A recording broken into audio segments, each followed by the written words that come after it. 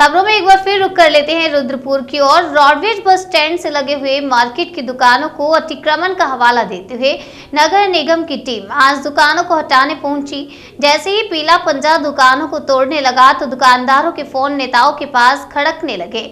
उसके बाद भाजपा जिलाध्यक्ष व विधायक राजकुमार ठुकराल के पहुंचने पर नगर निगम व प्रशासन से दिवाली तक के लिए रोकने को कहा गया। वहीं राजकुमार ठुकराल ने कहा कि या तो दुकानदारों को अन्य जगह दुकानें बनाकर दी जाएं, तब विस्थापित किया जाए।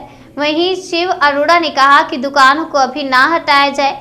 दुकानें रोडवेज की निर्धारित जगह से बाहर हैं। चूंकि रोडवेज की 4 एकड़ जमीन में अंतर्राज्यीय बस अड्डा बनता है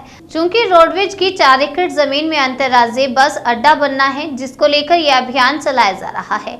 लेकिन जबकि मार्केट की दुकान है, बस अड्डे के बाहर है और दुकानों को ना हटाया जाए।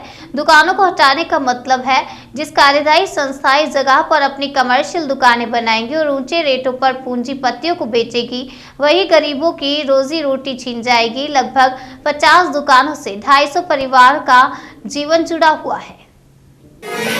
आईएसबीटी भी जरूरी है शहर के लिए, कहाँ बनना चाहिए, कैसे बनना चाहिए, इसमें सारी चर्चाएं होने की आवश्यकता है। लेकिन आज का विषय बिल्कुल अलग है। आज का विषय लगभग 100 दुकानदार यहाँ पर रहते हैं।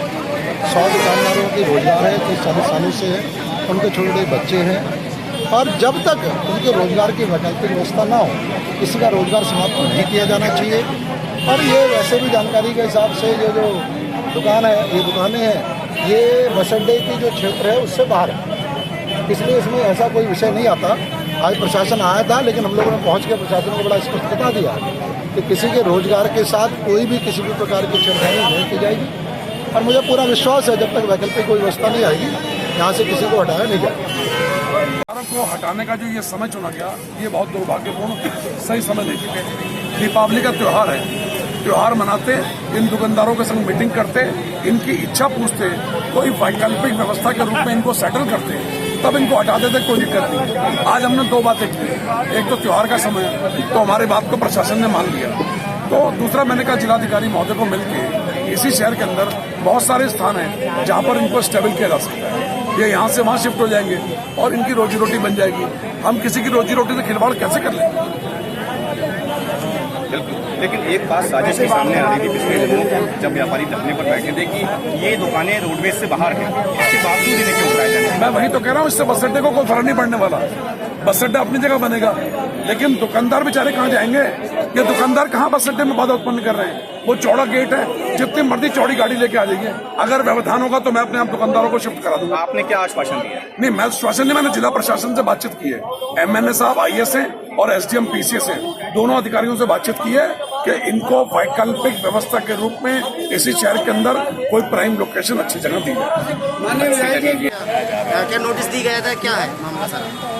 नोटिस जो दिए गए हैं वो गलत तरीके से दिए गए हैं, प्रशासन की नज़र में नहीं है, शासन को गुमराह करके दिए जा रहे हैं नगर निगम द्वारा। हम लोग जो यहाँ पर पिछले 50 साल से अपनी दुकानें बनाकर नगर निगम द्वारा आवंटित दुकानों में बैठे हुए अपना कारोबार कर रहे हैं। नगर निगम को हम लोग किराया देते हैं और बाउंड्री से बाहर है, रोडवेज की बाउंड्री से, और ये बार बार हमें रोडवेज का अतिक्रमणकारी बताकर नोटिस दिया जा रहा है, हटा दिया जाएगा। ये हमारे साथ कार्रवाई होती जा रही है, जो गलत है। हम लोग चाहते हैं कि हम लोग जो नगर निगम जो नोटिस दे रहा है उसे पूर्ण रूप से निरस्त करे और इस तरह की तानाशाही रवैया को छोड़े। और ISBTC जो हमेशा शहरों से दूर बनते हैं, यहाँ पर रुद्रपुर मात्र 4 एकड़ में बनाया जा रहा है। वो किसी का मकान बनना होता है, बेसमेंट नहीं बनाया जाता है, उसके लिए लक्ष्य पास नहीं होती है। 4 एकड़ का बेसमेंट पास करा दिया गया है, पता नहीं कौन से नियमों के तहत। हम लोग जो हैं बिल्कुल रोडवेज के बाउंड्री से बाहर हैं। ISBTC का जो है ये प्रोजेक्ट है, शहर से दूर होना चाहिए, आबादी से बाहर होना चाहिए, ताकि यहाँ पर दुर्घटना बिल्कुल ना हो और शहर में अमन सैन शांति बनी रहे। कहीं ना कहीं मैं इसका जिस तरह की इनको नगर निगम से राहत मिलनी चाहिए, तो सिर्फ यहाँ पर बयानबाजी हो रही है, किसी प्रकार की राहत मिलती दिखाई नहीं दे रही है। और अगर 7 शब्दों में अगर बात की जाए तो मुझको जहाँ तक अपना पत्रकारिता का अनुभव है, तब मुझे ये लगता है कि सिर्फ और सिर्फ आगामी चुनाव तक जो है इनको राहत मिलेगी, उसके बाद इनको